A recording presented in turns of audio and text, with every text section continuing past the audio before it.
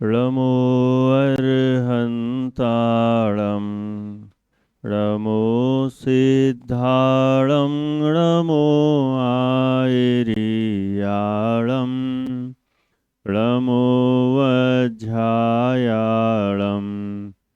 णमो लोये सौसाहुळं मङ्गलं भगवान् वीरो मङ्गलं गौतमो गणी मङ्गलं कुन्दकुन्दादियो जैनधर्मोऽस्तु मङ्गलं सर्वमङ्गलमाङ्गल्यं सर्वकल्याणकारकं प्रधानं सर्वधर्माणां जैनं जयतु शासनं जैनं जयतु शासनं जैनं जयतु शासनं मंगलमय मंगलकरण वीतराग विज्ञान नमो ताहि जाते भय अरहंतादि महान करी मंगल करी हो महा ग्रंथ करन को काज जाते मिले समाज सब पावे निज पद राज पावे निज पद राज इस भव तरु का मूल एक जानहु मिथ्या भाव ताको करी निर्मूल अब करिए मोक्ष उपाव करिए मोक्ष उपाव। आचार्य कल पंडित टोडरमल जी द्वारा विरचित श्री मोक्ष मार्ग प्रकाशक जी नामक ग्रंथ में 7वां अधिकार चल रहा है और 7वें अधिकार में निश्चयाभासी मिथ्या दृष्टि की स्वच्छंद प्रवृत्ति किस तरह से उसकी होती है उस प्रवृत्ति का ही यहाँ वर्णन किया गया है। निश्चयाभासी के अवलंबी जीव की प्रवृत्ति, पेज नंबर 210।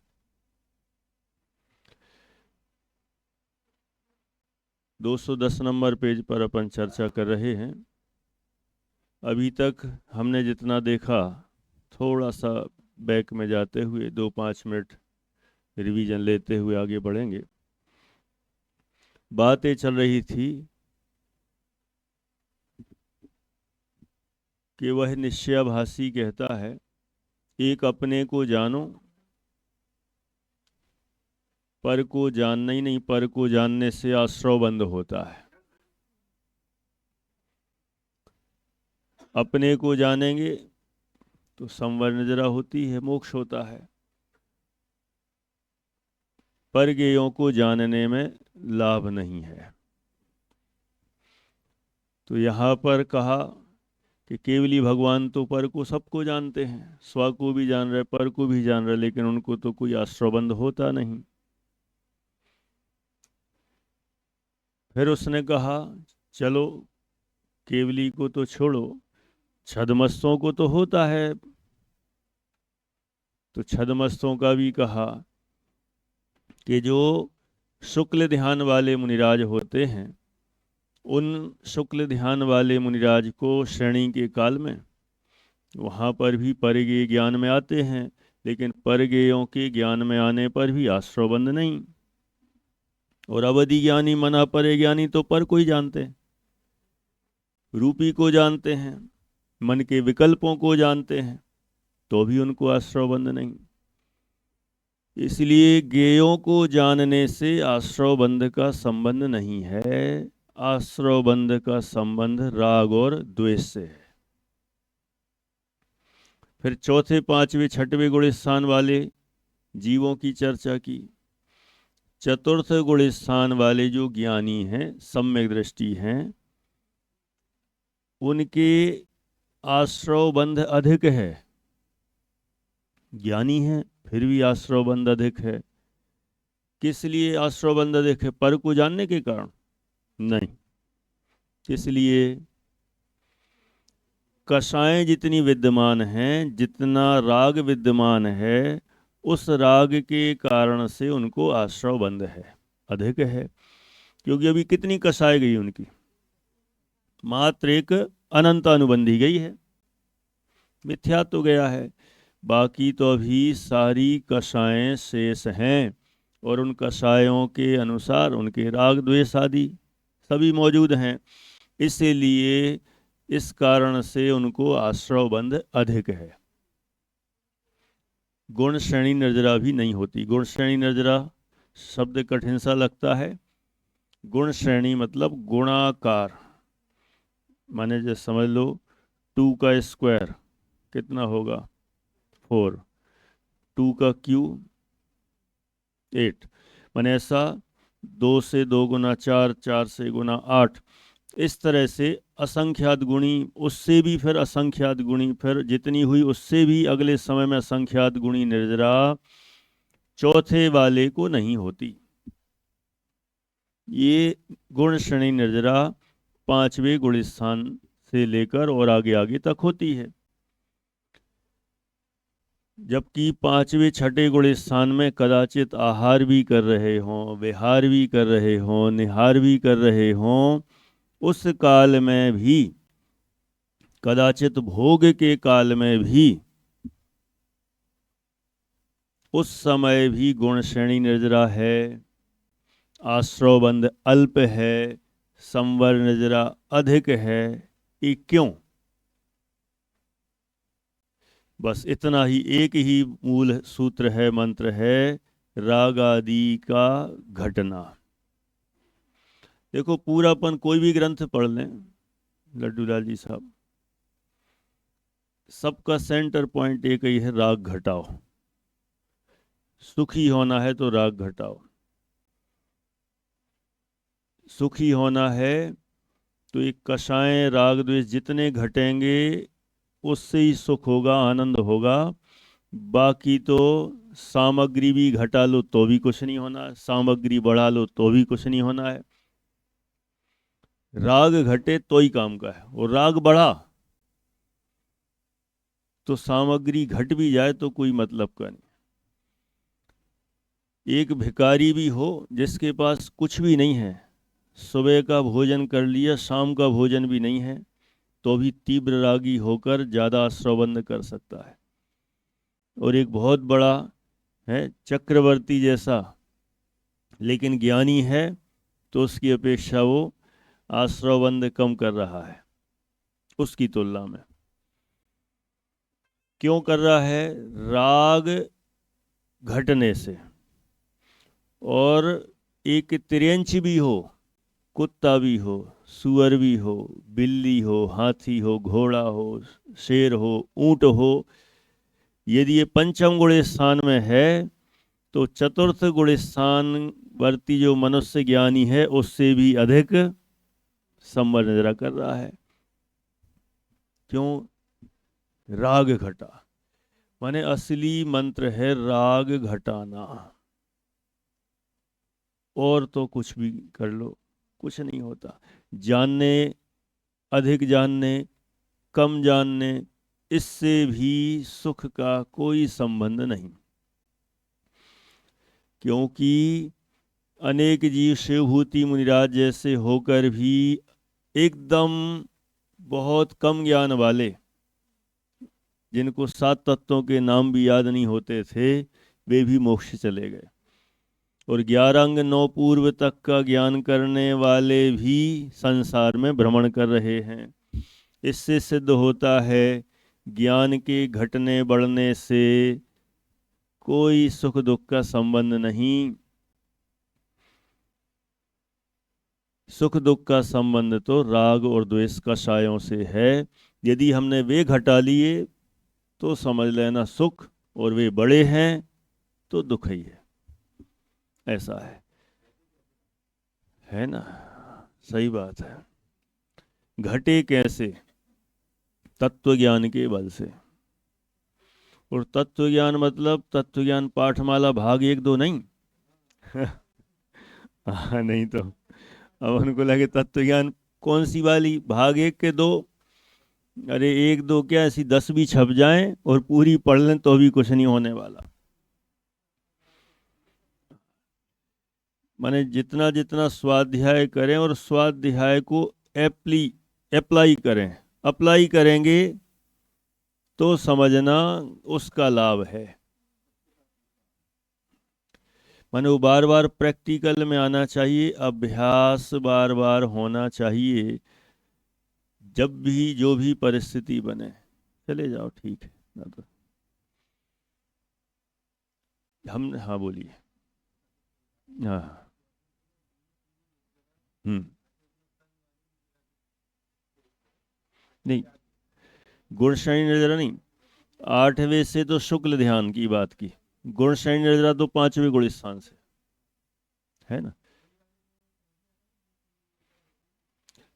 अंदर तो उनको गुण श्रेणी निर्जरा हो रही है, उससे उनको कोई मतलब ही नहीं है। बस आनंद जो बढ़ रहा है उससे ही स्पष्ट होता है गुण श्रेणी निर्जरा हो रही। वहाँ तो वे 8वें से 9वें गुण स्थान में भी चले जाएंगे ना, तो ये थोड़ी दिमाग में लाएंगे कौन से में आ गए हम। वो तो अपने आप ऑटोमेटिक काम होता रहेगा भाई, 8वें से 9वें में गए कि 10वें में गए, आनंद बढ़ता जाएगा, बस इतना ही काम होना है।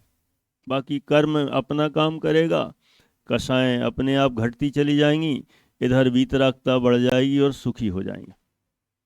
ऐसे ही है।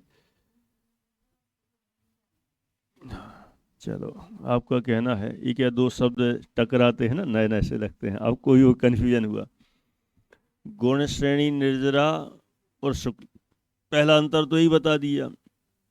गुण श्रेणी निर्जरा तो 5वें गुण स्थान से शुरू हो गई और ये चलती रहती है केवली भगवान तक।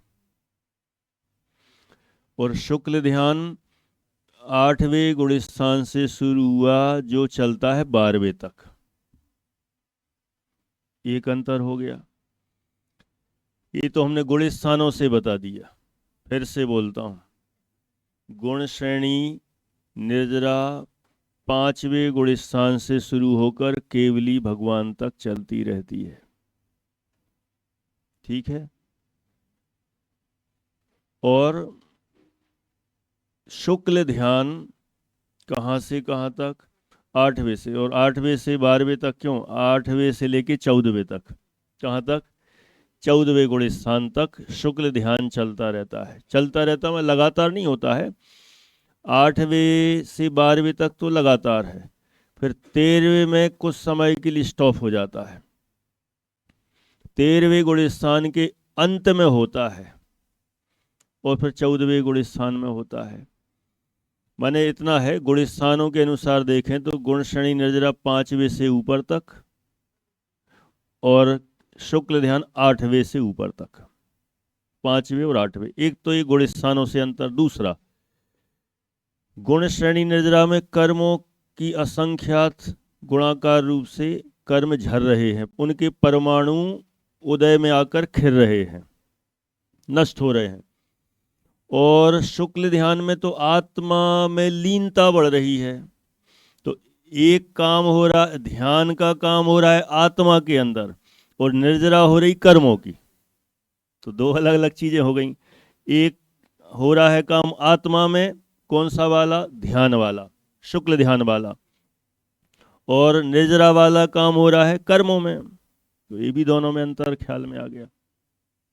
दो अंतर से मुझे लगता है अब सारा काम हो गया होगा, ठीक है। कौन सी,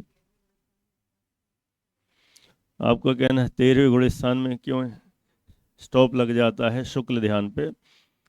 12वें गुण स्थान का समापन हुआ, 13वें में पहुंचते ही हैं। अब वहां पर 13वें गुण स्थान में, मान लो 13वें गुण स्थान में वो 100 साल रहे, चलो 100 साल छोड़ो, महावीर भगवान 13वें गुण स्थान में कितने साल रहे, 30 साल रहे ना, 30 साल रहे, 42 वर्ष की उम्र में केवल ज्ञान हो गया। अब 30 साल रहे केवल ज्ञानी, तो 30 साल तक आखिरी आखिरी का अंतर्मुख छोड़ के उतने काल तक, माने 30 साल के पहले समय से लेकर कहाँ तक, 71 साल की उम्र तक, और 71 में भी आगे बढ़ते बढ़ते 365 दिन है ना, तो 364 दिन तक, और अभी एक दिन और बचा। अब एक दिन में भी 23 घंटे और छोड़ दो, अब कितना बचा आखिरी का, 1 घंटा। अब 1 घंटे में से भी और कम कर दो, जब आखिरी अंतर मुहूर्त बचेगा ना, 2 अंतर मुहूर्त, 2 अंतर मुहूर्त आखिरी के बचे रहें, क्योंकि एक अंतिम अंतर मुहूर्त तो 14वें गुण स्थान में, और उसके बाद जो पहले वाला अंतर मुहूर्त है वो 13वें गुण स्थान में। तो उस सेकंड लास्ट जो अंतर मुहूर्त है उसमें शुक्ल ध्यान का तीसरा भेद होता है। इसके बीच में शुक्ल ध्यान नहीं होता। 13वें गुण स्थान के अंतिम अंतर मुहूर्त में ही शुक्ल ध्यान होता है, तीसरे नंबर का, उसके बीच में नहीं। सूक्ष्म क्रिया प्रतिपाती। और 14वें गुण स्थान में विपरीत क्रिया निवृत्ति, ऐसा है। आपका कहना है दिव्य ध्वनि खिरने के कारण से नहीं होता होगा, ऐसा कोई नियम नहीं है। कई ऐसे भी केवली हैं जिनकी दिव्य ध्वनि खिरती नहीं, मूक केवली हैं, और जिनकी दिव्य ध्वनि खिरती है तो 24 घंटे तो खिरती नहीं, अन्य समय तो वे मौन ही हैं, तो उस समय भी उससे कोई फर्क नहीं है। ये तो स्वरूप है कि इतने काल तक ध्यान नहीं होता। हम्म हम्म सीमंधर स्वामी आदि जितने भी विद्यमान 20 तीर्थंकर हैं वे 13वें गुण स्थान में हैं, और कब तक रहते हैं, 8 वर्ष कम। शुरू के 8 वर्ष तो केवली होते नहीं, गृहस्थ ही होते हैं, फिर दीक्षा लेते हैं, दीक्षा लेने के बाद केवली हो जाते हैं, उनको ज़्यादा टाइम लगता नहीं, और केवली होने के बाद 8 वर्ष अंतर मुहूर्त कम, एक पूर्व कोटि वर्ष तक वे 13वें गुण स्थान में ही रहते हैं, और आखिरी के अंतर मुहूर्त में फिर 13वें में तीसरा शुक्ल ध्यान हुआ, 14वें में चौथा शुक्ल ध्यान होगा, और फिर सिद्ध बन जाएंगे। ठीक है,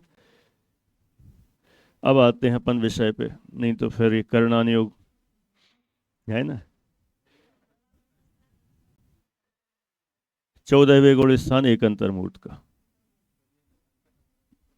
नहीं, इसीलिए तो मैं एकदम हट भी नहीं करता कि मत पूछो मत पूछो, क्योंकि ये भी फिर कब पढ़ेंगे, कभी तो चाहिए ही ना, इसलिए लेता हूँ।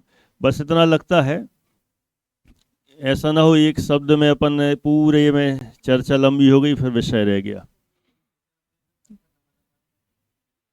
क्यों नहीं कर सकते, कभी एक आध दिन कभी ऐसा रख सकते हैं, लेकिन बस यही है वो कि शंका समाधान का टॉपिक हमारा डिसाइड हो कि ये जो हमने पढ़ा है इसी से संबंधित। अब होने को तो फिर ऐसा है कि इतने विषय हैं कि एंड नहीं है, जिसने जहाँ जहाँ जो जो पढ़ा है ना वो अपना पूरा ले आएगा, केस चल लें दो, वो तो बहुत लंबा हो जाएगा, और कोई वो मैच नहीं होगा, कहीं कुछ कहीं कुछ, है ना। बात तो है, लेकिन फिर ऐसा होता है ना, वो विषय फ्लो पूरा टूटता है, फिर यही चलने दो चर्चा। फिर क्या होता है, सबके अपने अपने स्टैंडर्ड के, अब आपके तो आप खूब स्वाध्याय कर चुके, तो आपके होते हैं एकदम अलग हाई लेवल के, तो कई लोग चुपचाप बैठ जाते हैं, हाँ ठीक, निर्विकल्प सविकल्प कौन सा क्या, तो वो हमें ये देखना पड़ता है। अब आपका तो हो गया प्रश्न, लेकिन मुझे कई बार इग्नोर भी करना पड़ता है, मजबूरी है, अच्छा भी नहीं लगता तो भी इग्नोर कर देता हूँ, क्योंकि अन्य लोगों को ऐसा लगे हमारे तो कुछ पता ही नहीं चल रहा क्या हो रहा है, ये लोग अपनी बातें कर रहे हैं, तो हमें वो पूरे सबको लेके भी चलना पड़ता है और विषय को भी लेके चलना पड़ता है, इसलिए हो जाता है। नहीं तो हमको क्या है, हमें तो और मज़ा आता है, चल रहे दो, है ना। लेकिन हम्म, हाँ नहीं तो इसलिए तो करें शुरू, आगे बढ़ें, अभी तो ये कल का ही हुआ है। देखो पेज नंबर 210, अपन ने यहाँ तक ये पूरा पैराग्राफ पढ़ लिया था, है ना। अब वहाँ वह पूछता है, क्या पूछता है? यदि ऐसा है तो निर्विकल्प अनुभव दशा में नए प्रमाण निक्षेपादि के व दर्शन ज्ञान आदि के भी विकल्पों का निषेध किया है, वह किस प्रकार है? अब देखो, इतनी लंबी बीच में चर्चा हो गई, विषय कनेक्टिविटी टूट जाती है। क्या चल रहा था बताओ?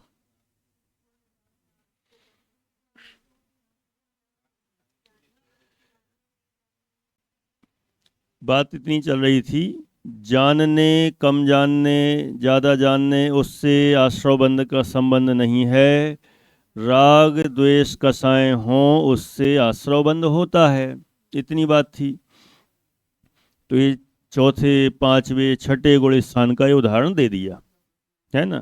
अब वो हो गया, वो फिर यही चर्चा हो जाएगी फिर। वो तो सीधा हिसाब है। फिर एक लाइन में बोलता हूँ, फिर मैं यहीं आऊँगा विषय पे।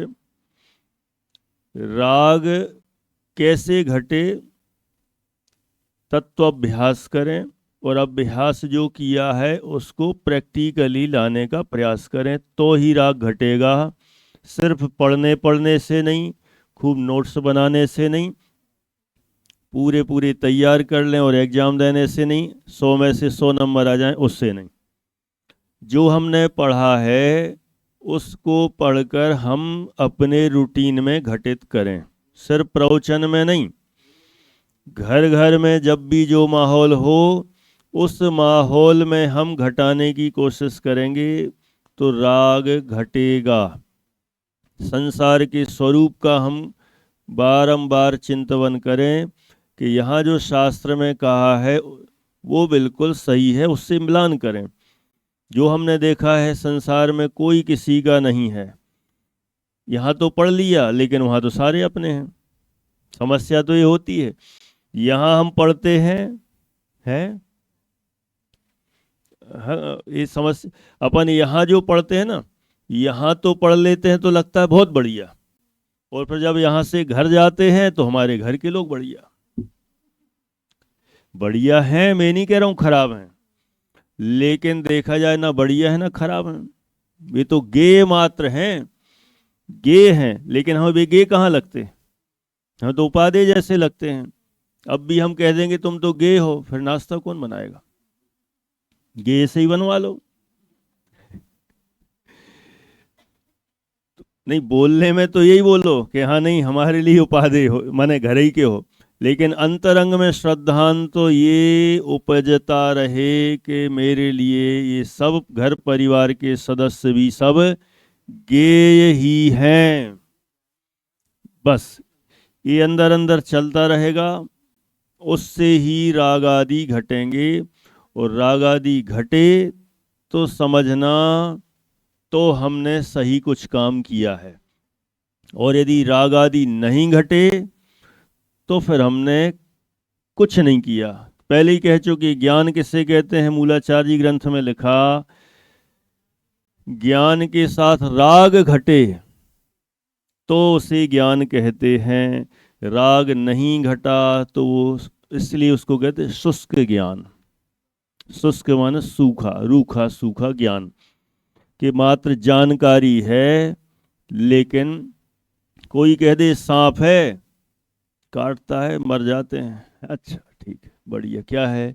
सांप है, सबको बताया गया है सांप है, काट लेगा तो मर जाएंगे। देखो उठाया, आप क्या है ये? सांप है, काट लेगा तो मर जाएंगे, और उसने उसी समय काट दिया, मर ही गए, हो गया खेल खत्म। तो इसका क्या मतलब था? ये था शुष्क ज्ञान। सांप है, काट लेगा तो हम मर जाएंगे, ये तो ज्ञान था। लेकिन ज्ञान के साथ उसका हमें निर्णय भी होता कि अरे जब काट लेगा तो मर जाएंगे तो इससे दूर रहना। इसको कहते हैं सही ज्ञान। माने जानकारी के साथ निर्णय पर हम उतर आए तो ही सही ज्ञान है यदि निर्णय पर नहीं उतरे तो वह शुष्क ज्ञान है। इसलिए इसको कहते हैं शुष्क ज्ञान, मात्र जानकारी। वो जैसे तोता रटंत जानकारी, शिकारी आएगा जाल फैलाएगा, हमें इसमें नहीं फंसना है, ऐसी बात हुई। अब देखो जरा, वहां वह पूछता है यदि ऐसा है तो निर्विकल्प अनुभव दशा में, कौन सी दशा में? निर्विकल्प। अभी भी समझना पड़ेगा, अभी सब बहुत कठिन कठिन विषय है सारा। मुझे नहीं लगता कि पूरा एक पेज आधा पेज कितना होगा, जितना भी होगा हमें जल्दी तो है नहीं, कोई कोर्स भी नहीं है ना, तो अपन आराम से पढ़ेंगे। यदि ऐसा है तो निर्विकल्प अनुभव दशा में नए प्रमाण निक्षेप आदि के व ज्ञान दर्शन ज्ञान आदि के भी विकल्पों का निषेध किया है। वह किस प्रकार है? जब निर्विकल्प अनुभव की दशा होगी ना, तो उस समय क्या नहीं होता है? नए प्रमाण निक्षेप, है ना, छह ढाला जी आदि में भी पढ़ा ना, प्रमाण नए निक्षेप को न उद्योत अनुभव में दिखे। ये छह ढाला जी में आचार्य अमृतचंद्र देव ने समयसार कलश में लिखा है,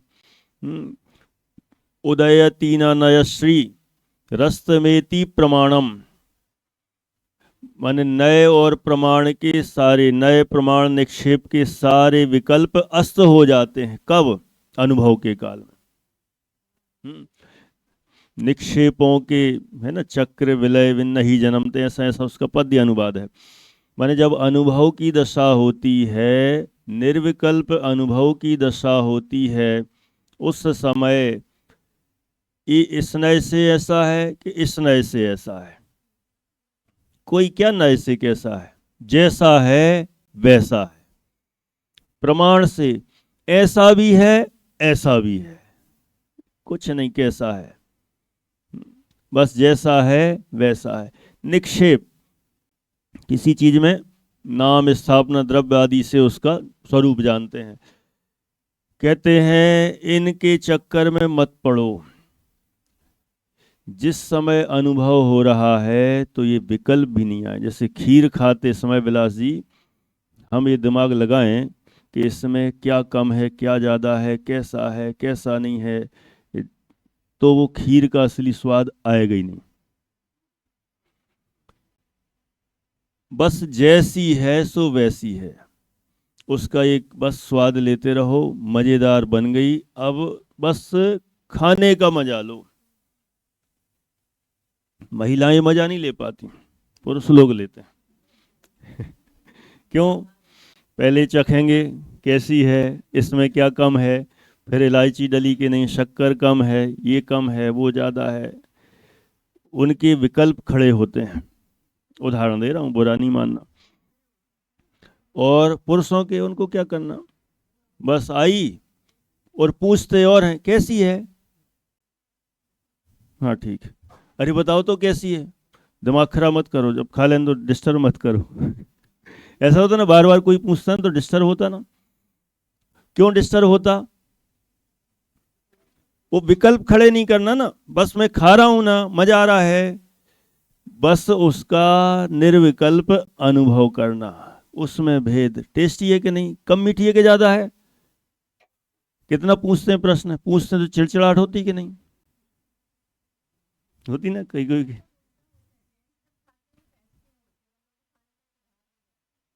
भाई आपके अच्छा है तो आपके यहाँ आप निर्विकल्प अनुभव करते हो, पुरुष लोग सविकल्प अनुभव करते हैं। लेकिन अधिकतम ऐसा देखा गया है कि इधर उधर चक चक के विकल्प खूब होते हैं, और खाने वाले बस उनको खाना है, टाइम नहीं अपने पास, सीधा लो, इसमें क्या कम है क्या ज़्यादा है, कहाँ, सीधा सीधा लाभ लेके आगे बढ़ते हैं। यहाँ पर भी जब आत्मा का अनुभव होता है, और जब अनुभव होता है उस समय उसमें भेद विकल्प नहीं करना। आत्मा शुद्ध है कि अशुद्ध है, एक है कि अनेक है, भेद रूप है कि अभेद रूप है, ये सारा काम पहले कर लेना चाहिए। पहले जब जानते हैं, जानने के काल में सारे विकल्प खड़े कर लो जितने करना है, और जब अनुभव का काल आए, अब इसके बाद निर्विकल्प, जैसे कोई भी गाड़ी सीखता ना, शुरू में साइकिल भी सीखता है, तो ये ब्रेक है, ये है, ये पेडल है, कहाँ है, कभी कहीं देखता है, कभी कहीं देखता है, तो गिरता पड़ता रहता है। लेकिन जब एकदम फ्लो में आ जाता है, एक्सपर्ट हो जाता है, तो कब ब्रेक दब गए, कब क्लच दब गया, कब रफ्तार कम हो गई, कब बढ़ गई, कुछ नहीं ध्यान में आता है, बिल्कुल चलता चला जाता है। और उतने में ही कितने बार क्या क्या हो जाता है, कुछ भी ख्याल नहीं। ऐसे ही यहाँ जब निर्विकल्प अनुभव की दशा होती है, उस समय नए प्रमाण, निक्षेप, और इतना ही नहीं, आत्मा के अंदर दर्शन, ज्ञान, आत्मा में दर्शन है, ज्ञान है, सुख है, वीर है, 47 शक्तियाँ, अनंत गुण, अनंत धर्म, एक कुछ भी ख्याल में नहीं आते। ख्याल में आ गए तो आत्मा ख्याल से चला जाएगा। ये विकल्प आना ही नहीं चाहिए। यदि विकल्प आए तो मूल वस्तु छूट जाएगी। इसलिए मूल वस्तु को ग्रहण करना है तो इन विकल्पों को अस्त करो, लेकिन पहले मूल वस्तु को जानना हो तो इनसे ही जानना, इनके द्वारा ही वस्तु को जानना। और जब जानने में एकदम स्पष्ट हो जाए तो ये सारे विकल्प छूट जाते हैं। छोड़ना कहा जाता है, वे अपने आप ही छूट जाते हैं। ऐसा ही है। हाँ, अभी सही है, अभी आएगा इसमें, है ना, वो द्रव्य सामान्य और पर्याय विशेष जो बात आई थी ना। पर्याय विशेष माने भेद भेद से उसको समझना, और फिर जब समझ में आ जाए तो द्रव्य सामान्य रूप उसको अभेद अखंड अनुभव करना। तो यहाँ देखो वो क्या, अभी तो वो पूछ रहा है और इल्जाम लगा रहा है, आरोप लगा रहा है। क्या लगा रहा है कि जब निर्विकल्प अनुभव दशा हो तो उसमें नए प्रमाण, निक्षेप आदि के व ज्ञान, दर्शन, ज्ञान आदि के भी विकल्पों का निषेध किया है। ये तो शास्त्रों में है। वह किस प्रकार है, उसका प्रश्न है। तो उसका उत्तर, जो जीव इन्हीं विकल्पों में लगे रहते हैं और अभेद रूप एक आत्मा का अनुभव नहीं करते, उन्हें ऐसा उपदेश दिया है। जो विकल्पों में लगे रहते हैं, मुझे बताओ हलवा बनाना है तो उसकी रेसिपी चाहिए कि नहीं? कब तक? जब तक हलवा बन ना जाए तब तक। कि बन जाए उसके बाद भी, खाने के काल में भी, कि नहीं हम पूरी रेसिपी 10 आइटम इसमें डालना थे, अब मैं चखूं तो एक एक को चेक करूं 10 ही का स्वाद आ रहा कि नहीं अलग अलग। यदि वो 10 के स्वाद का वहाँ विकल्प चलेगा तो हलवे का स्वाद नहीं आएगा। कभी इलायची का आएगा, कभी दूध का आएगा, कभी घी का आएगा, कभी शक्कर का आएगा, कभी आटे का आएगा, जिसका अलग अलग भेद रूप अभेद पूरी वस्तु का मजा आता ही नहीं। तो यहाँ बोल रहे हैं, जो जीव इन्हीं विकल्पों में लगे रहते हैं, आत्मा में इतने भेद, आत्मा के इतने गुण, आत्मा की इतनी शक्तियां, आत्मा में इतने धर्म, इसी भेद प्रभेद चार्ट बनाओ, पूरी डायरी बनाओ, ये बनाओ वो बनाओ। मैं मना नहीं कर रहा हूँ, सब बनाना चाहिए, लेकिन जो इसी में ही लगे रहे, उनने सोचा हमारी तो पूरी अलमारी भर गई। कैसे? डायरियों से भरो, लेकिन अनुभव तो हुआ ही नहीं। तो डायरियां भर गईं, लेकिन डायरियां भर गईं, डायरियों के विकल्प भर गए, लेकिन डायरी में जिसको समझाना था वो समझ में आया कि नहीं आया? डायरियां किस लिए भरी थी? आत्मा के लिए।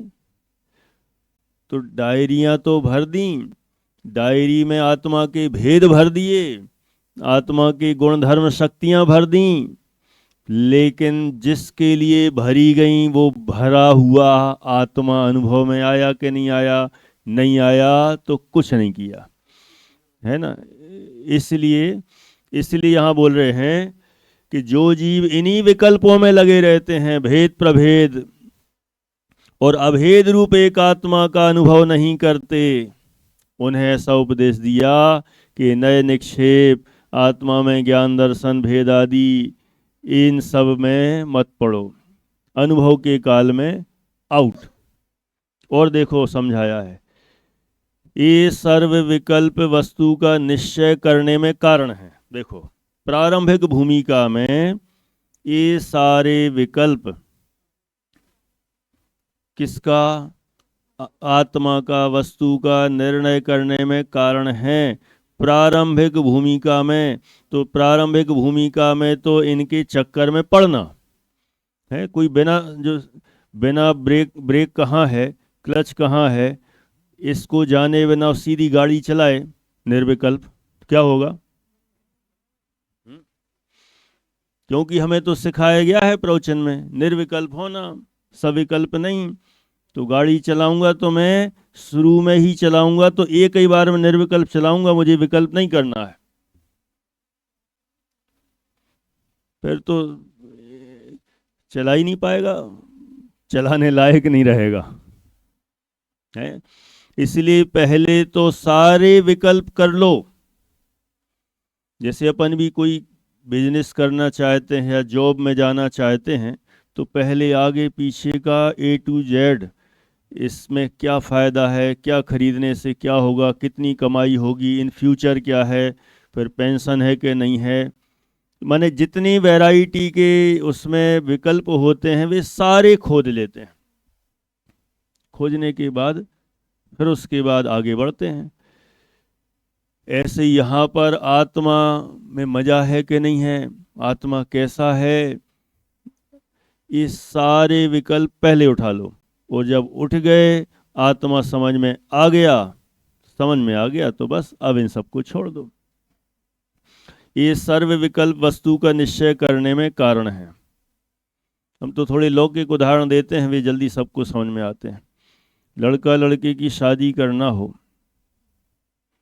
है ना, तो पहले नंबर सारे विकल्प जितने उठाना है उठा लो,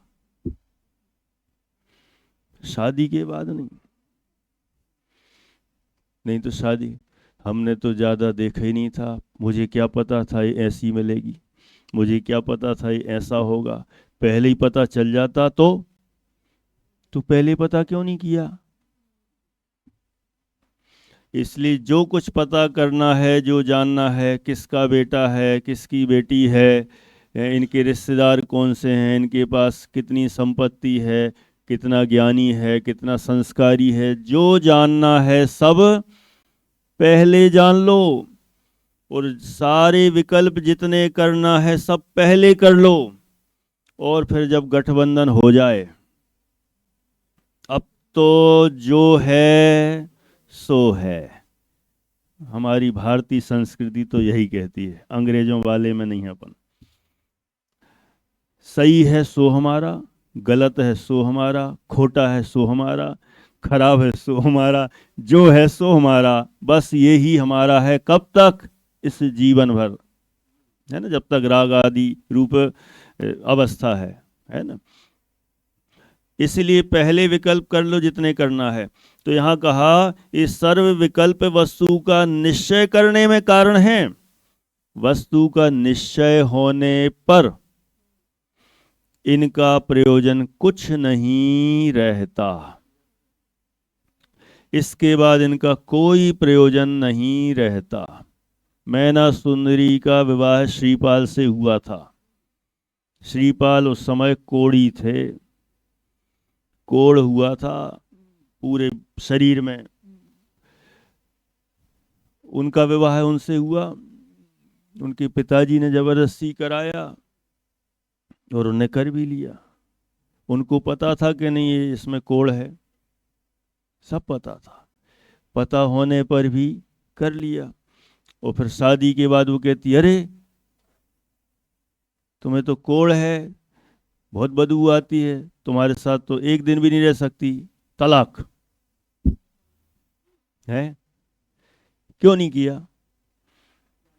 पहले जान लिया ना, पहले ही निर्णय था कि कोढ़ है तो है।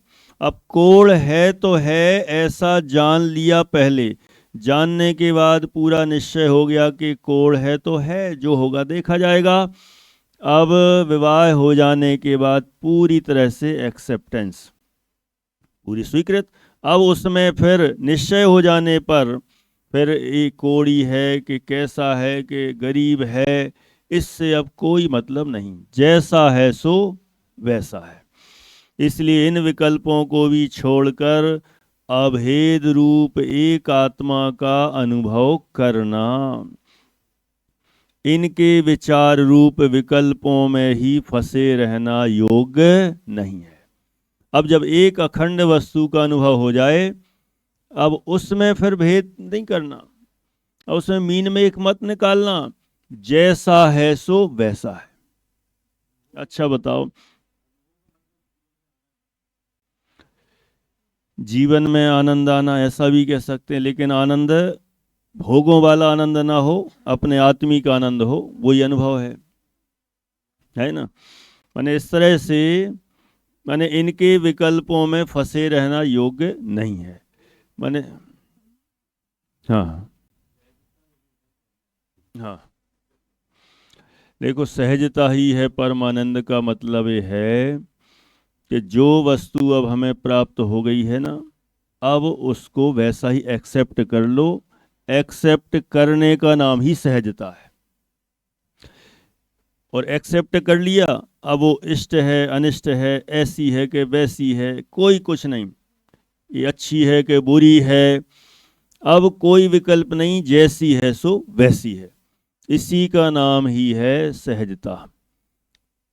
अच्छा मुझे बताओ कि फिर वही लौकिक उदाहरण, किन्हीं के यहाँ, जिनके यहाँ, वो सभी के यहाँ बच्चे होते हैं, ठीक।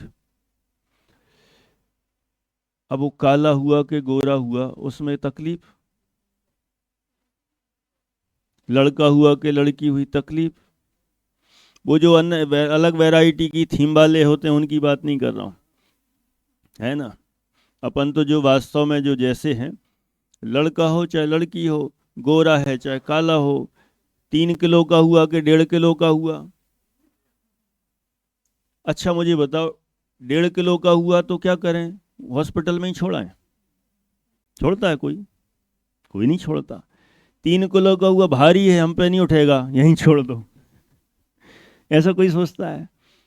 अरे तो बहुत काला हुआ, हमें ऐसा नहीं चाहिए काला, हमें तो गोरा चाहिए था। कोई सोचता नहीं, सोचता। जैसा हुआ सो वैसा हुआ। चलो वो तो छोड़ो, बच्चा धीरे धीरे थोड़ा बड़ा होता है और समझने लगता है, ये मेरी मम्मी कैसी काली सी है, आउट। पापा शॉर्ट हाइटेड हैं, नहीं चाहिए। ऐसे बच्चे कहते हैं। बच्चों को मतलब गोरे हैं कि काले हैं, सुंदर स्मार्ट हैं, हैंडसम हैं, अरे कैसे ही हों, बच्चे के लिए तो मम्मी मम्मी है, पापा पापा है, सारी दुनिया से सर्वोत्कृष्ट पदार्थ हैं, अपनापन है। ऐसे ही है। हम तो यहाँ देखते रहते हैं, हमारे अपने 90 छात्र हैं, 90 छात्रों में सबकी अलग अलग कलर डिजाइन है ना अलग अलग, सब अलग अलग हैं। कोई गोरा है, कोई सांवला है, कोई लंबा है, कुछ है ना, कोई छोटा है, हर वैरायटी है। जब उनके माता पिता आते हैं तो वो ये देखते हैं, मुझे तो ये गोरा वाला अच्छा लग रहा है, ये काला वाला मेरा वाला हटाओ, ऐसा करते हैं। उनको क्या करना, चाहे काला हो सांवला हो, दिखने में अच्छा नहीं दिख रहा हो, उनके इस तरह विकल्प ही नहीं होता, ये मेरा है। देखो ये है असली चीज, ये मेरा है। उसमें भेद किए, किरणी दूसरे के बच्चे से तो वो कितना गोरा है, काश मेरा ये वाला होता। मैं बात करता हूं पंडित जी से, ये वाला ले लूं मैं, है? ऐसा किसी ने आज तक कहना तो दूर, सोचा भी होगा, सोचा भी नहीं होगा कि मैं एक्सचेंज कर लूं, 90 हैं, इनको क्या फर्क पड़ना, ये तो इधर का उधर कर देंगे, कोई दिक्कत नहीं, इनके ही हाथ में साइन करना है, हमारे हाथ में साइन कर दूं कि हाँ इस बेटे को ले जाओ। अरे हम भी कह देंगे ना कि आपका बेटा ये काला है, अच्छा लगता है, मुझे तो नहीं लगता, आप छोड़ो, इसकी जगह मैं दूसरा दे रहा हूं, चलेगा? लेंगे? नहीं लेंगे। क्यों, खराब तो है, ये तो अच्छा ही दिख रहा है, ले लो ना, उसके बदले में अच्छा सुंदर बच्चा दे रहा हूं। नहीं, नहीं चाहिए, वो तो ये ही चाहिए, जो है मेरा है, वो वही मेरा है बस। सारी संपत्ति उसके लिए कुर्बान, अरबों खरबों की संपत्ति होगी, तो काला हो चाहे गोरा हो चाहे बदमाश हो ऊधम मस्तीखोर हो, तो भी सारा उसको ही मिलेगा। इसको कहते हैं समर्पण, इसको कहते हैं अपनापन। ऐसे ही आत्मा है, बस एक बार समझ में आ जाए ये आत्मा मैं हूं। जब तक समझ में नहीं आता तो भेदों से, इधर से उधर से, बाल बोध से समझो, बीतरा विज्ञान से, तत्व ज्ञान से, छह डाला से, समय सारणी से, द्रव्य संग्रह, तत्वार सूत्र, ये सारे ग्रंथ वो आत्मा को ही बताने वाले हैं। सब कुछ आत्मा को बताने वाले हैं। आत्मा जिनको समझ में नहीं आ रहा है ना, वे खूब पढ़ते रहते हैं, खूब, ये इसमें से ही पढ़ लो, इसमें से ही पढ़ लो, इसमें ही पढ़ लो। पढ़ लिया, पढ़ते गए, सब टारगेट सबका एक ही है, आत्मा। और जिनको अब आत्मा समझ में आ गया ये मैं हूं, तो बस ठीक है, फिर तो जो आ जाए सो ठीक, नहीं आ जाए सो ठीक। इस शास्त्र में ऐसा लिखा। मान लो जिसको आत्मा का अनुभव हो जाए और कोई कहे कि समय सारजी में लिखा है कि आत्मा जो ज्ञात वह तो गई है, पता है। प्रमत्त अप्रमत्त नहीं है, हाँ पता है। मत बोलो, मुझे डिस्टर्ब भी मत करो, क्योंकि तुम्हें बोलोगे तो मुझे डिस्टरबेंस होगा, ऐसा है। तो एक बार नक्की हो जाने के बाद फिर उन भेदों में पढ़ने से कोई फायदा नहीं है। देखो यहाँ, इसलिए इन विकल्पों को भी छोड़कर अभेद रूप एकात्मा का अनुभव करना, इनके विचार रूप विकल्पों में ही फंसे रहना योग्य नहीं है। आगे, वस्तु का निश्चय होने के बाद, देखो आ गई ना बात पवन जी साहब, वस्तु का निश्चय होने के बाद ऐसा नहीं है कि सामान्य रूप स्वाद्रव्य ही का चिंतन रहा करे। एक और विशेष देखो, अब उससे और एक बड़ी बात आ रही है। कई लोग इसी को ही बस इतना ही अधूरा माने सुना पड़ा और उसमें ही संतुष्ट हो जाते हैं। उसके बाद अच्छा, मान लो पहले अपन ने आत्मा को जानना था, हमने नए निक्षेप भेद प्रभेद से समझ लिया, अब हो गया ना आत्मा का ज्ञान अच्छा। अब आत्मा का अच्छा ज्ञान हो गया, अनुभव हो गया, तो अब सारे भेद विकल्प खत्म, छूट गए ना। अब एक आत्मा का अनुभव हो गया, अब सारे भेद विकल्प छूट गए। तो अच्छा मुझे बताओ, आत्मा का अनुभव हो गया, भेद विकल्प छूट गए, तो क्या ऐसा जीवन भर मान लो वो गृहस्थावस्था में रहे या मुनि अवस्था में बना रहे, तो आत्मा के अलावा कुछ और उसके ज्ञान में नहीं आएगा? आएगा ना, आएगा। तो उसको एक्सेप्ट करना कि नहीं करना? करना।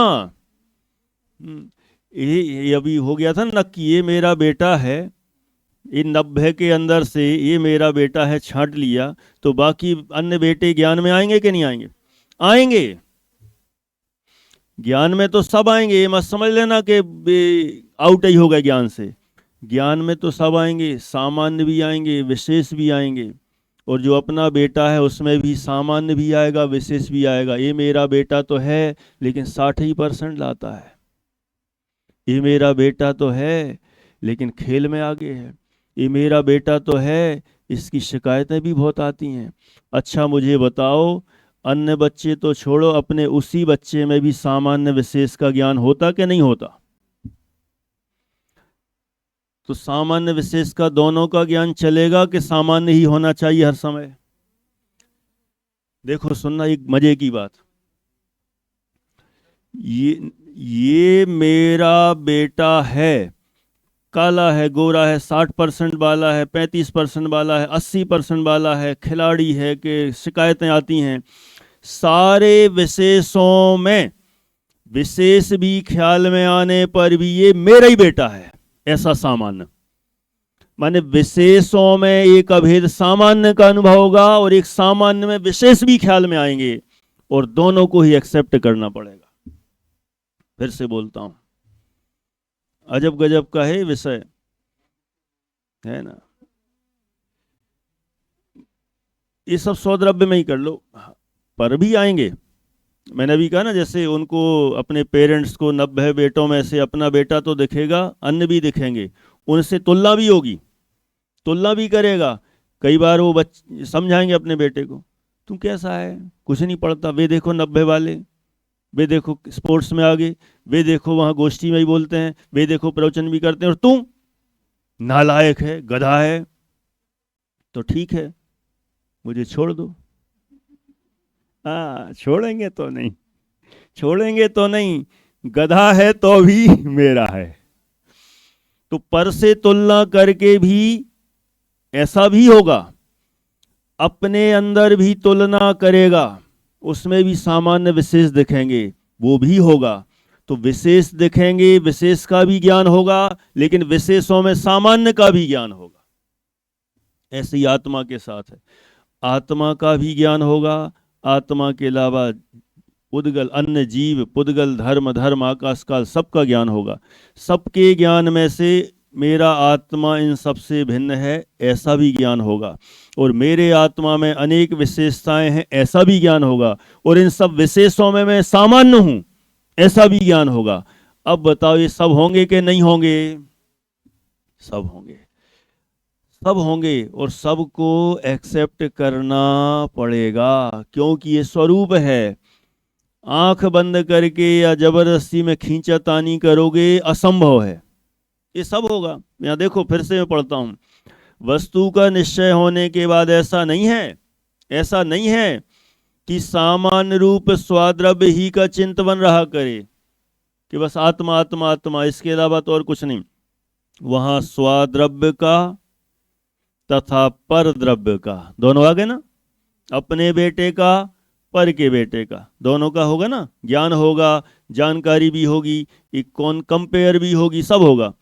परद्रव्य का, स्वाद्रव्य का तथा परद्रव्य का सामान्य रूप और विशेष रूप जानना होता है। देखो, अब बताओ, ये बेटे के उदाहरण में सब घटित हो रहा ना, अपने बेटे का और पर के बेटे का, सामान्य भी और विशेष। सामान्य इतना कि 90 हैं, उनमें एक मेरा है, 89 मेरे नहीं है, ये सामान्य। और ये मेरा है, ये सामान्य। इतना तो सामान्य। फिर से बोलता हूं, सामान्य विशेष कैसा? 90 बच्चों में एक मेरा है। अब वो कैसा ही है, ये मेरा है, मेरा बस, ये सामान्य। और ये सारे मेरे नहीं है, ये सामान्य। ये मेरे नहीं है, ये सामान्य। अभी वो ये नहीं देख रहा है कि इनमें क्या विशेषता है, हमारे बच्चे में क्या विशेषता है, बस सामान्य। ये मेरा, ये पर, ये मेरा, ये पर, एक हो गया सामान्य। अब विशेष, इनमें कितनी क्वालिटी है, गुण अवगुण हैं अन्य बच्चों में, और मेरे बच्चे में कितने गुण अवगुण हैं, ये सब विशेष। तो यहाँ क्या बोल रहे हैं, वहाँ स्वाद्रव्य का तथा परद्रव्य का सामान्य रूप, दोनों का सामान्य रूप, और विशेष रूप जानना होता है। विशेष भी जानेगा, पर का भी और स्व का भी, पुद्गल आदि का भी और अपने आत्मा का भी। पुद्गल में स्पर्श, रस, गंध, वर्ण है, धर्म द्रव्य गति हेतुत्व है, अधर्म द्रव्य स्थिति हेतुत्व, ये सब जानेगा।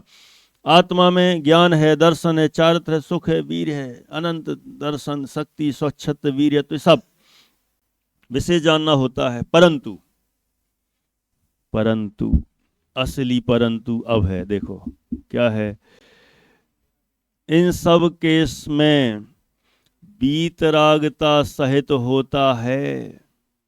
सुनना, इन सब केसों में वीतरागता रहित होता है, उसी का नाम निर्विकल्प दशा है। वीतरागता सहित होता है, सहित मतलब क्या हुआ, ये परद्रव्य हैं, ये मैं स्व हूं, ये सामान्य, ये सामान्य, सामान्य, ये पर हैं, ये मैं हूं, सामान्य। पर में इस तरह की विशेषताएं हैं, इतने गुण हैं, ये आत्मा में हूं, इतने गुण हैं, ये विशेष जानना हुआ। जानने के साथ इष्ट अनिष्ट बुद्धि लगाई, गए काम से, बस सारी समस्याएं शुरू। पेरेंट इसी बात पे रोते हैं, उसका बच्चा 90% वाला और मेरा 60 वाला। रोते हैं क्यों?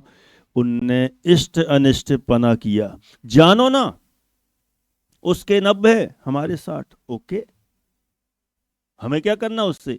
जान बस ले, राग द्वेष ना करे, बीतरागी रहे, सुखी रहेगा, कोई बात नहीं। क्या है 90-60 से क्या होता है? मेरा तो मेरा ही है। वहां बस उसमें ये तो दूसरों से तुलना करके राग द्वेष करता है, इतनी नहीं, स्व में भी जब विशेष खड़े करता है तो उधर भी राग द्वेष करता है। पहले टेस्ट में तो 80% बने, दूसरे में 75 क्यों रह गए? तुम्हारा बेटा है कि नहीं? है तो मेरा। तो ये 75 और 80 का भेद क्यों करते हो? ये 75-80 में यह इष्टनिष्ठ बुद्धि लाता है तो दुखी होता है। 75-80 के अंदर मेरा ही बेटा 75, मेरा ही बेटा 80, मेरा ही है, बस इतना जानता रहे, कोई समस्या नहीं। यहां भी क्या करता है? पर से तुलना करके भी दुखी होता है। राग द्वेष मिला दिए ना। अपने अंदर भी जो विशेष उठे, अपने अंदर उन विशेषों में भी इष्टनिष्ठ बुद्धि करता है। इसलिए तो आचार्य कुंद कुंद ने कह दिया, आत्मा में ज्ञान है, दर्शन है, चारित्र है, ऐसे भेद नहीं है। ये भेद तो व्यवहार हैं, वास्तव में आत्मा में ना दर्शन है, ना ज्ञान है, ना चारित्र है। नहीं है का मतलब ऐसे भेद खड़े मत करो। भेद खड़े करेंगे तो दर्शन ज्ञान चारित्र में इष्टनिष्ठ बुद्धि हो जाएगी, नहीं होगी। मैं करवा देता हूं। अब भी आत्मा में कितने गुण? अनंत हैं। मैं 3 की बात कर रहा हूं, ईमानदारी से सोचना। दर्शन ज्ञान चारित्र भेद खड़े किए। अच्छा, तीनों में से सबसे बेस्ट कौन? आगे ना ज्ञान, बताओ।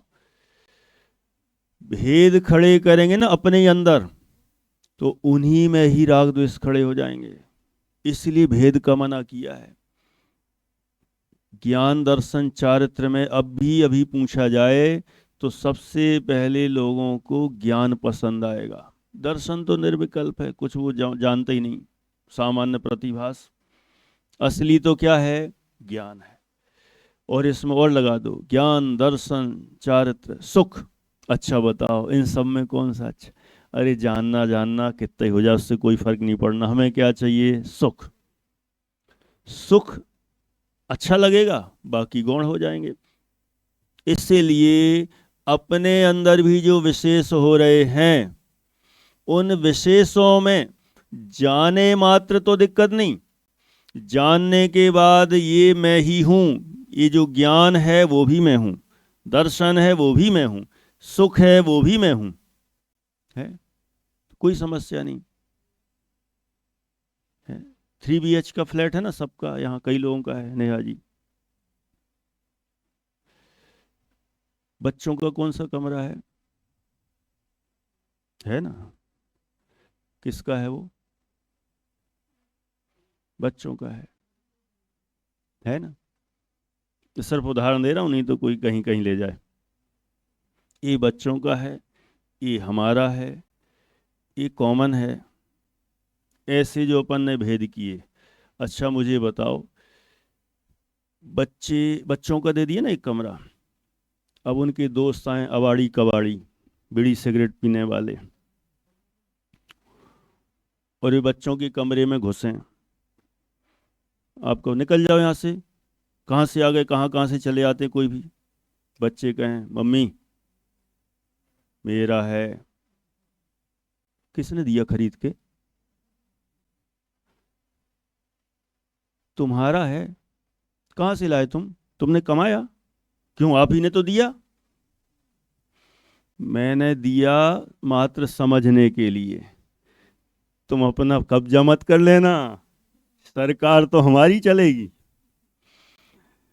सामान्य समझने के लिए भेद खड़े कर देना अलग बात है। अच्छा मुझे बताओ, घर के अंदर सबसे खराब जगह कौन सी है? लेटरिन बाथरूम गंदी है ना, सबसे गंदी जगह है ना, वहाँ कोई जाना चाहता है, मजबूरी में जाता है दिन में 1 आध बार 2 बार, बाकी तो नहीं जाना चाहता। सबसे खराब जगह है ना लड्डू लाल जी साहब। अच्छा, जब रजिस्ट्री होती है, बिकता है, तो सबसे पहले घर वही देखा जाता है। अच्छा बताओ, उस समय बिकते समय लेटरिन बाथरूम वाले पोर्शन की वैल्यू कम होगी और जो ड्राइंग रूम वाले की वैल्यू ज़्यादा होगी। ऐसा कोई वैल्यू होगी? नहीं। पूरा अभेद अखंड सेम, हर एक स्क्वायर फीट, कहीं का हो, किसी भी कॉर्नर का हिस्सा हो, सबको एक वैल्यू में ही तोला जाता है। अभेद अखंड। समझने के लिए भेद किए जाएंगे, यहाँ सोना है, यहाँ भोजन करना है और यहाँ फ्रेश होना है, ऐसे 3 भेद कर दिए जाएं। लेकिन 3 भेद समझने समझाने के लिए, अनुभव के लिए तो एक पूरा अभेद अखंड मेरा ही है। ऐसे ही करना पड़ेगा। यदि भेद भेद करते रहे, परमानेंट भेद कर दिए, तो समस्या खड़ी हो जाएगी। ऐसे ही यहाँ आत्मा में है। आत्मा में सिर्फ आत्मा को समझने के लिए भेद किए, लेकिन उनमें राग द्वेष करने के लिए नहीं, इष्ट अनिष्ट मानने के लिए नहीं। इसलिए आत्मा के अंदर भी जो भेद किए जा रहे हैं, विशेष, विशेष मतलब भेद, जो विशेष कहते हैं ना अपन, उसका मतलब भेद। तो जो भेद किए जा रहे हैं, उस काल में भी यदि यह राग द्वेष ना करे, वीतरागी बना रहे, तो यहाँ लिखा ना, परंतु वीतरागता सहित होता है, सामान्य जाने विशेष जाने, वीतरागता सहित होता है, उसी का नाम निर्विकल्प दशा है। इसका मतलब क्या ख्याल में आया? स्वाद्रव्य को, परद्रव्य को, परद्रव्य सामान्य, परद्रव्य विशेष, स्वाद्रव्य सामान्य, स्वाद्रव्य विशेष। तुम तो जानो, कहीं कोई समस्या नहीं, राग द्वेष मत करो बस। राग द्वेष किए तो सविकल्प दशा, यहाँ सविकल्प दशा, राग द्वेष का होना ही सविकल्प दशा है, और इनमें राग द्वेष इष्ट अनिष्ट बुद्धि नहीं होना ही निर्विकल्प दशा है। अटपटा तो नहीं लग रहा क्या चल रहा है ना? अभी एकदम गहरी और गंभीर बात चल रही है। फिर से बोलता हूं, जानना, हमने स्व को जाना सामान्य, पर को जाना सामान्य, कोई दिक्कत नहीं। स्व के अंदर विशेष खड़े किए, पर के अंदर विशेष खड़े किए, कोई दिक्कत नहीं। लेकिन स्व और पर में जो राग द्वेष किए, वो बड़ी समस्या है। हमारे पेरेंट भी कभी कभी इस बात से दुखी रहते हैं। नाटक होता है, हमारे बच्चे को राजा नहीं बनाया। अब मैंने बताओ, 90 राजा खड़े कर देंगे तो प्रजा कहाँ से आएगी? अरे कोई कोई शिकायत करते हैं। अब क्या करें बताओ हम लोग? राजा तो एक ही बनेगा। अब जो एकदम हाईलाइट होके आ जाता है सामने, एक्टिविटी दिखती है तो बन जाता है। कोई प्लानिंग से तो बनाते नहीं कि नहीं हम तो इसको ही आगे बढ़ाएंगे, इसको नहीं, इसको हटाओ, ये कोई काम का नहीं, खराब है। वो अपनी फील्ड में जहाँ जैसे हों सो हों। जब नई फील्ड चुनी जाती है तो वहाँ उसका ही सिलेक्शन होता है जो योग्य होता है। लेकिन सबको तो अपने बच्चे को राजा बनाना, अपने बच्चे को मंत्री बनाना। हमारे बच्चे के तो कोई डायलॉग ही नहीं हुए, मुंह बना के खड़ा रहा बस हवलदार बन के। हमें ऐसा रोल नहीं दिलाना बच्चे को। वाह, रोल मिल गया ना, अब उसमें ही इष्ट अनिष्ट बुद्धि करता है। इसका बच्चा, हमारा बच्चा। ये जानने के लिए भेद करो, ये मेरा और ये अन्य का। जानने तक तो चलेगा, लेकिन जानने के साथ जो इष्ट अनिष्ट बुद्धि मिलाई, वो नहीं चलेगा। उससे दुख ही होना है, उससे तकलीफ ही बढ़ना है। इसलिए वहां नहीं, मैं उदाहरण यहाँ के दे रहा हूं, लेकिन सब जगह ऐसा जानना। जानने में कोई बुराई नहीं कहीं, यहाँ सब बता दिया। स्व को, पर को, सामान्य जानो, विशेष जानो। परंतु वीतरागता सहित होता है, अपने राग द्वेष का मिश्रण नहीं करता है, उसी का नाम निर्विकल्प दशा है। निर्विकल्प मतलब हम सोचते हैं ऐसे आत्मा में बैठ गए, सुनना गड़बड़ सब चल रहा है, जो ऐसे बैठ गए आत्मा, बस एक आत्मा का अनुभव, उसका नाम निर्विकल्प दशा है। ऐसा नहीं है। स्वापर को जानते समय, सामान्य विशेष रूप भी जानते समय, इष्ट अनिष्ट बुद्धि ना हो, राग द्वेष ना हो, उसी का नाम निर्विकल्प दशा है। यह है मजेदार चीज। और क्या है? कोई कहे क्यों पर को जान रहे हो तो भी निर्विकल्प दशा? प्रश्न खड़ा कर रहा हूं। अच्छा आप बताओ, पर को जान रहे हो तो कैसे निर्विकल्प? वो तो अपने को जान रहे हो ना, तो ही निर्विकल्प होना चाहिए, और आत्मा में भी अभेद जान रहे हो तो ही निर्विकल्प होना चाहिए। ये पर को जानने के काल में भी निर्विकल्प? बोलो, हो सकता है ऐसा? पर को जानने के काल में उसे ज्ञेय मात्र जान रहा है। ये हाँ, ये मेरा है कि ये पर का है, ये अच्छा है कि बुरा है, इस तरह का अच्छे बुरे का कोई विकल्प नहीं है। इसी का नाम निर्विकल्प है। क्या बोल रहे फिर से? ये उनका है, ये मेरा है ये जानकारी। अब ये उनका है तो बुरा, ये मेरा है तो अच्छा। ये राग द्वेष खड़े की ना। देखो, पहले पॉइंट में और दूसरे पॉइंट में क्या अंतर है विलास जी, आप बताना। ये पर का बच्चा है, ये मेरा बच्चा है, जानना, ठीक है, जान लिया। अब पर का है तो बुरा है, मेरा है सो अच्छा है, ये क्या हुआ? राग द्वेष। ये राग द्वेष, और ये राग द्वेष होना ही सविकल्प दशा है। और जानने के काल में राग द्वेष ना हो, सिर्फ जानना जानना जानना ही वर्तता रहे, क्योंकि हमारा स्वभाव ही है जानना देखना, तो उस स्वभाव की स्वीकृति ही निर्विकल्प दशा है। स्वभाव की स्वीकृति, जैसा वस्तु का स्वभाव है वैसा स्वीकार कर ले, उसमें इष्ट अनिष्ट बुद्धि ना करे, उसी का नाम निर्विकल्प दशा है।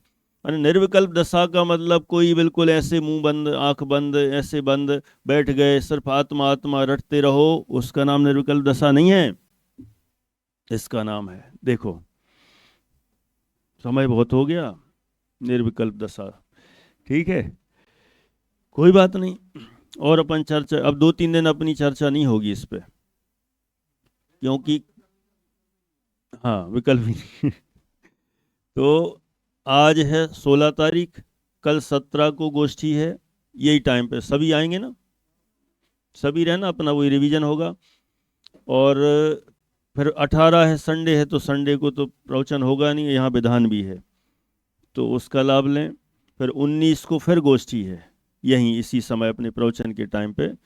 तो अपने निश्चयभाषी वाले जो प्रकरण है ना, वो सारे उन्हीं पर होगी। अपने अधिकतम वक्ता यहीं के हैं, कुछ बाहर से भी ऑनलाइन रहेंगे, तो इस पे चलेगा, तो अपन पूरा लाभ लेंगे। 17, 18, 19 3 दिन गए, 20 तारीख से अपना इसके बाद कंटिन्यू करेंगे। बस थोड़ा और ये बचा है निश्चयभाषी का, 2-3 दिन का। नहीं, शाम का तो चलेगा बराबर, सुबह वाले में ही गोष्ठी है, शाम का तो अपना बराबर ऐसे ही चलेगा, ठीक है। इतनी चर्चा करते हुए पूरा करते। सहजानंदी शुद्ध स्वरूपी,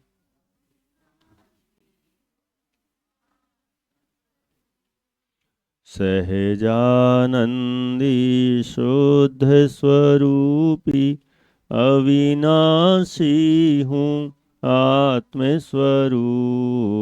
सहजानंदी शुद्ध स्वरूपी, अविनाशी हूँ आत्मस्वरूप।